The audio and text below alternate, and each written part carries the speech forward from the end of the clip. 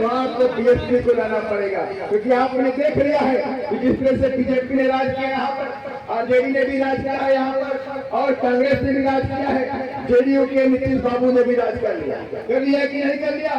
इन सब ने राज कर लिया। लेकिन बिहार में गरीबी खत्म नहीं हुई, बिहार में गुंडा राज खत्म नहीं हुआ, बिहार में रोजगार नहीं आया।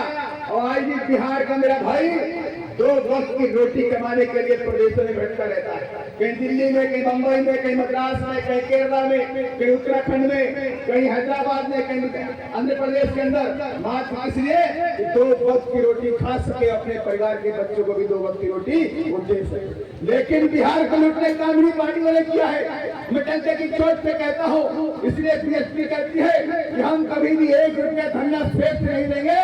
हम बीएसपी को चलाएंगे तो अपने गरीब भाइयों के खून पसीने कमाई चलाने का काम करेंगे।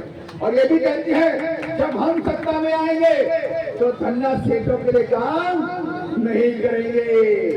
एक काम भी धन्ना सेठों के हिसाब से नहीं होगा, जो भी काम होगा मेरे गरीब भाई बहनों के हिसाब से होगा, उनके हिसाब से सारे काम करेंगे। और बीएसपी कहती है जो जमीन सरकारी है वो जमीन है कि नहीं है? जमीन मिलनी चाहिए कि नहीं मिलनी चाहिए? जमीन का बंटवारा होना चाहिए कि नहीं होना चाहिए? तो ये तभी संभव है जब उत्तर प्रदेश से बहन की मुख्यमंत्री बनी तो जमीन का बंटवारा किया गया। 4 लाख 4.5 लाख हेक्टेयर जमीन मान्या बहन ने पट्टी में देने का काम किया। गरीबों को पट्टे दिए, जिनके पास जमीन नहीं थी उनको 2-2 एकड़ जमीन के पट्टे देने का काम तुम्हारी श्रेणी बहन तुम्हारी मायावती ने करने का काम किया। अगर आप चाहते हैं बिहार के अंदर भी आपको जमीन मिले तो बीएसपी को रहना पड़ेगा। अगर आप चाहते हैं कि आपकी बहू बेटियां सुरक्षित रहे तो आपको बीएसपी को लाना पड़ेगा।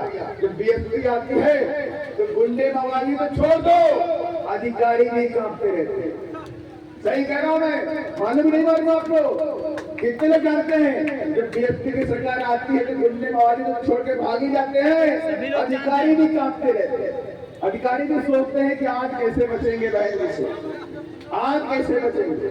उनकी बीवियां हनुमान चालीसा पढ़ती घर में कि आज बहन जी के साथ की मीटिंग होने जा रही है तो आज इनको बचा लेना, आज इनको बचा लेना।